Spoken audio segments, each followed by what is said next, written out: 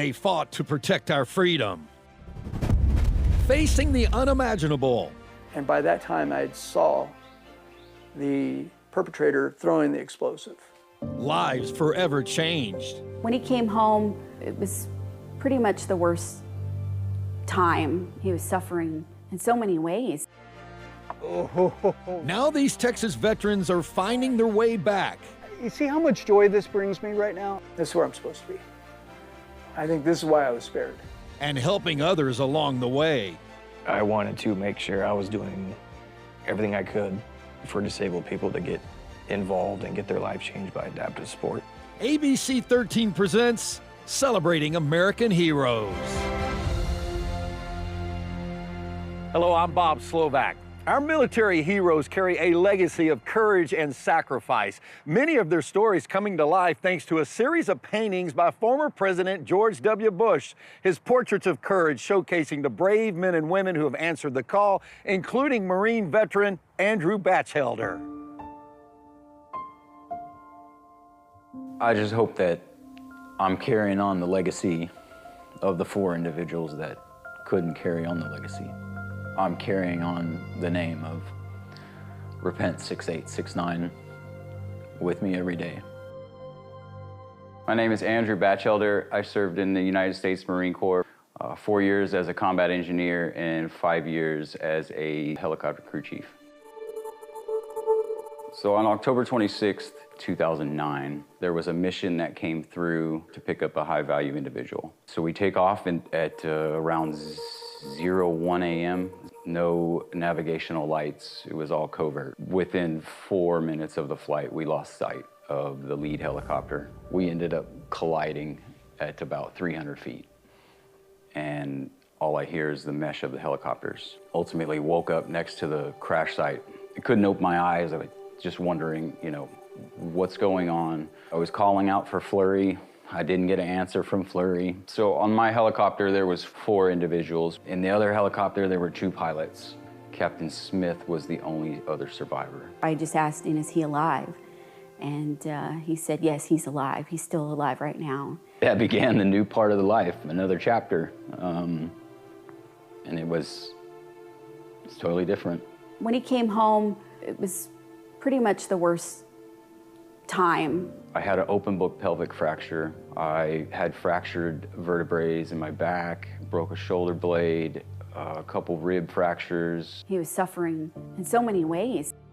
PTSD, survivor's guilt. And he was gradually just digging deeper and deeper into this hole. And at one point, you're just like, I'm done with it. And so I attempted suicide. That's the story of so many veterans a day. And I thought that was it. And so I immediately ran to him, and I could tell that he was still faintly breathing. She looked at me and she said, I had a choice to let you live or die that day. And, I chose life. And so I thank her for that. She's my hero. It was not the end for him. I knew it wasn't. There's only one Debbie in the world. There's only one. And I got her, so that's good. That is what I'm grateful for, given another chance to, make something of the life that I was given a second chance with. President Bush holds a Warrior Open for severely disabled members. So I applied. I told the story, and I got a phone call, and they're like, hey, you've been accepted to the Warrior Open. It really changed the course of our lives. From there, it's been nonstop golfing. That's what keeps me moving. As our boss sending us to war, this was his give back to take care of the veterans that he sent off. Never would have imagined the chance to actually hoist the trophy. And I was fortunate enough to win it twice. My name is Alex Glenn. I was United States Army. I served for just under 4 years. For me, golf, in my opinion, saved my life. I was kind of in a bad spot mentally, and golf was just something that I found to not think about my injury. I met Andrew, I think in 2015 when I played in the first Warrior Open. Myself and one of our other founders, Mike Pappas, linked up with Andrew. Loops for Troops was founded on the premise of training veterans to learn how to caddy. And it allows the veterans to get on the golf course and battle that 4 inches in between the ears, whether you're hitting the golf ball or, you know, walking a player through the golf. So we take them out to Bandon Dunes for 3 weeks, teach them the ropes, get them dialed in, and once they're home, we help them find caddy work or just work in the golf world. For them not to turn to the gun, to turn to the bottle, to turn to the pills, that's humongous for me. It seems like I'm getting driven to more foundational work and changing people's lives rather than just playing golf. When I found out that I was going to be painted by President Bush, I was just kind of amazed, you know, that there is an oil painting of myself, you know, with a group of other veterans, and it's pretty surreal, really. Each story is amazing in its own right, and it can really change your life. I see these beautiful paintings that he does and how that's helping others. It's helping these veterans heal. I hope that this is a healing process for him too, because I know it has been for us. You know, I've been able to see my kids graduate, and I get to wake up every day with my family next to me, so. Just want to express how thankful I am to him that, you know, he's here for me now, and again, for him, just coming full circle. It's like, who do you think? I don't know. Maybe the man upstairs. Repent 6869. We will never forget. I miss you guys every day. Semper Fidelis.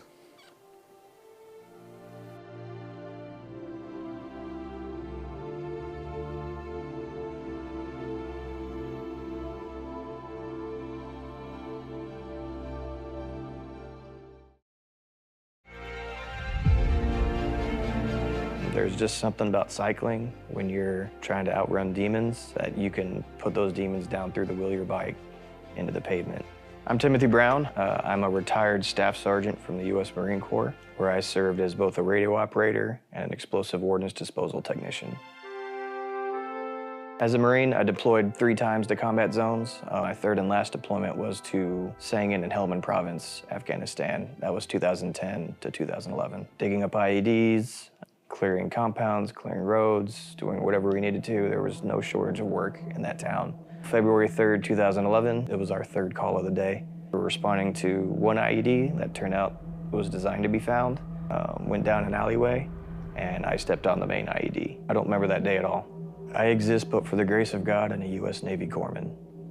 I went to bed on February 2nd in Helmand, Afghanistan, and I woke up 8 to 10 days later in Bethesda, Maryland. Followed shortly thereafter by the thing you don't want to see, all the eyes of your family. You know, you can't underestimate or overlook the impact that seeing your son literally in pieces has on a parent. One day I found out that my team leader was wearing a helmet cam during the blast, and it was recording. It gave me so much clarity on what had happened and closure that I didn't have to keep wondering what it was that took half of my body away from me. There kind of comes a point in your rehab where it's time to do more. I wanted to push myself. But they had a hand cycle sitting in the corner. And I was like, hey, I want to try that thing. So somehow I got this brilliant idea in my head that I was going to go do the MS-150 to raise money in my commander's wife's name. I think I rode 77 miles the first day, 62 miles the second day, and was hooked. And cycling kind of became my lifeblood at that point. I just started riding, you know, thousands of miles a year. I eventually went and rode in Normandy, France. So Move United, we're a national adaptive sports nonprofit. We have members all around the country that can help provide the opportunities for disabled people to get involved and get their life changed by adaptive sport. And I came on as an intern, so now I'm a marketing and communications specialist. One of my primary job duties is being the on-staff photographer to help them by taking a bunch of photos of their athletes, because that's such a huge hurdle in adaptive sports, is getting people to even understand adaptive sports exist. There's nothing like more than, you know, when we show up as, you know, hey, I'm so-and-so from Move United, and our members' eyes light up. They're like, oh yeah, you guys are here, we love you, you helped us do this, you helped us do that. Like that just feels damn good. We have a warfighters program, but they also work with civilians. I wanted to make sure I was doing everything I could and devoting my life to helping give other people the opportunity to experience what adaptive sports can do for them. I met George W. Bush on his property. You know, when you go do the W100K, you're not just riding a bike on George W. Bush's ranch. You're riding a bike with George W. Bush on his ranch. He was with us pretty much all the time. That was incredible. And some years later, they just kind of reached out and said, hey, he wants to paint your picture. Next thing you know, we're in the Portraits of Courage book. And you know, now not only did I get to ride with the president and interact with the president as a man, you know, I'm in a president's book. You know, here I am, this son of a salesman and a teacher from South Texas who made an impression on a president so much that he wanted to paint my picture. I mean, it fills me with honor, I guess is the best way to put it. I feel honored. Yeah, wheelchair rugby's a new sport for me. We got a tight-knit team here in the Tier Texans. You know, I feel like I really fit in with the wheelchair rugby community, and the best thing about it, I get to crash into other wheelchairs going really fast.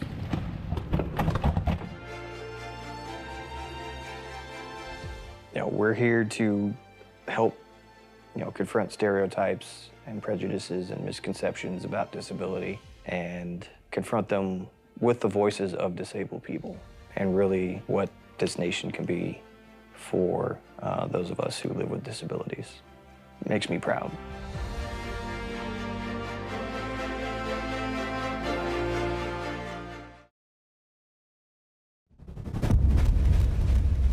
Time stops and seconds seem forever, but everything is still moving, but you're not.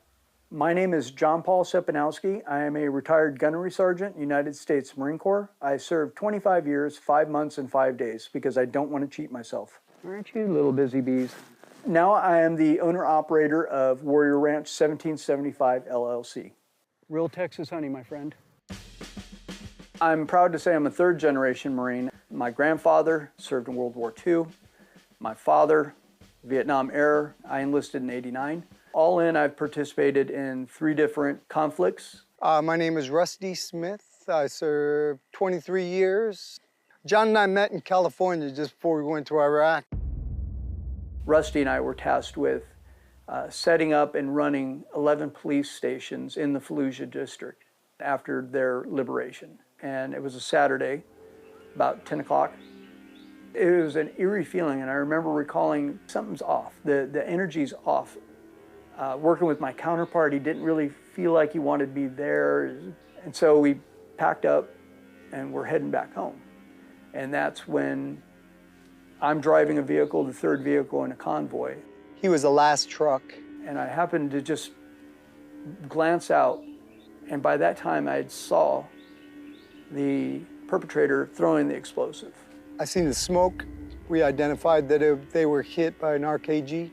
The next thing I knew, the explosion was over the top of the vehicle and had come down through the gunner's port. It severely severed my gunner's hand. The truck's on fire. So I had to trust my number one, Rusty. Well, I was in the first truck, and we turned around and got behind him and worked our way all the way back. It was a successful day. As bad as it was, we lost nobody. 6 months, 8 months later, went to go see a friend who treated a lot of the traumatic brain injuries. That's when they're like, oh, yeah, you have an old brain injury. So I elected to retire. Do I have any regrets looking back on it? No, not at all. I'd take all the bumps and licks again if I could. Oh, holy cow. Fitness and bees were not even a thought. You see how much joy this brings me right now? How can you not smile when you see something this powerful? This is where I'm supposed to be. I think this is why I was spared. If you have a bad day out here, there's something wrong with you.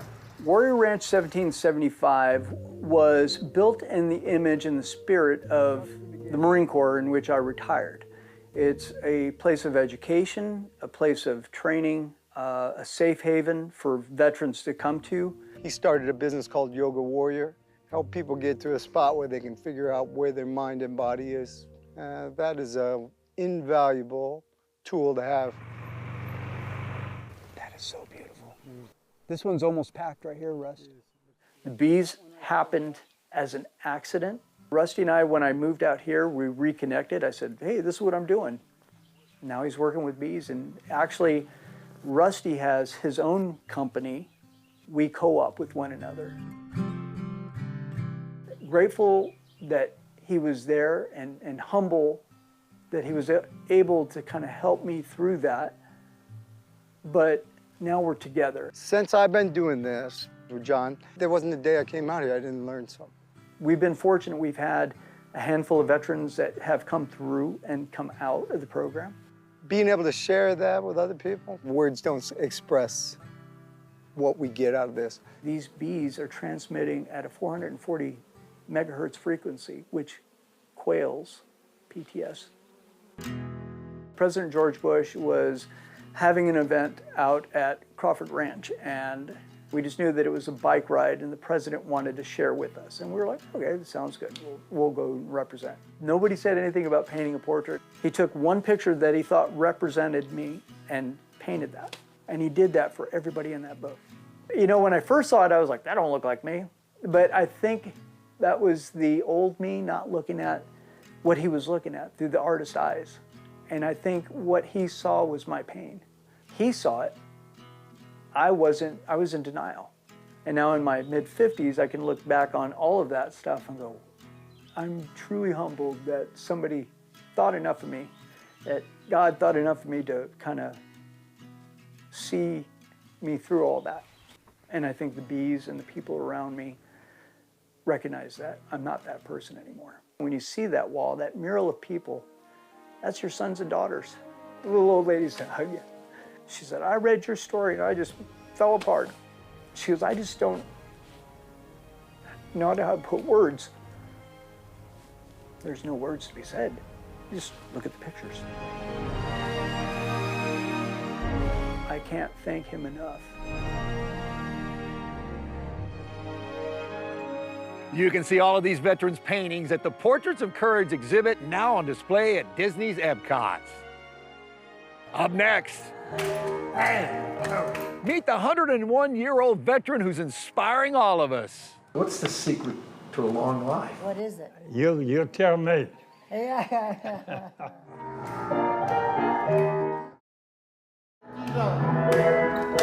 World War II veteran Ralph Becerra, 101 and a half years young. He'll be 102 on August 24th, and if the music is playing, Ralphie's dancing.